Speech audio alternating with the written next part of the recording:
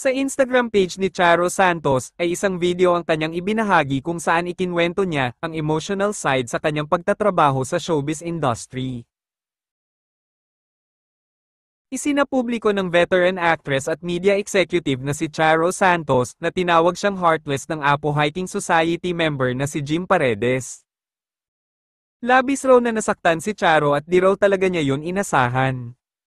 Ani Charo, mga mid-90s nang magkaroon sila ng engkwentro ni Jim Paredes na nag-iwan ng malaking impact sa kanya. It was in 1995, a lot of you weren't born yet, but there was a program called Tatak Pilipino, and it was hosted by Jim Paredes and Jel Santos Relos. Alam nyo, maganda yung programa, award-winning. It ran on for a year.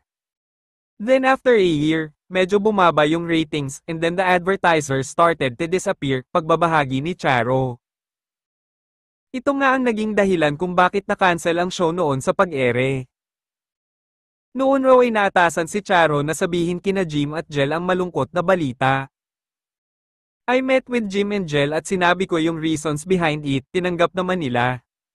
I thought everything went well until one day, we were having a team building naman with Apo Hiking Society, when Jim suddenly blurted out. Ani Jem, you know Charo, you're so heartless. Nabigla nga raw siya sa sinabi ng singer at kinwestiyon ng singer sa ginawang akusasyon sa kanya. Nabigla ako, parang, why are you saying that? Anong nagawa ko? Sabi niya, you couldn't even wait. I mean, when you canceled Tatak Pilipino, it was my birthday. Oh my God, natunaw ako sa hiya, and I said sorry so many times, dagdag pa ni Charo. Dahil doon ay nag-reflect siya sa pangyayari at napaisip ang mga bagay na na-overlook ng mga tao sa paggawa ng corporate decisions.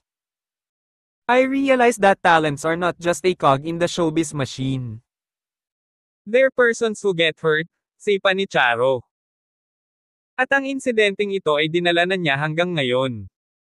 I took note of all the birthdays of all our talents and from then on, we never canceled a program on any of their birthdays.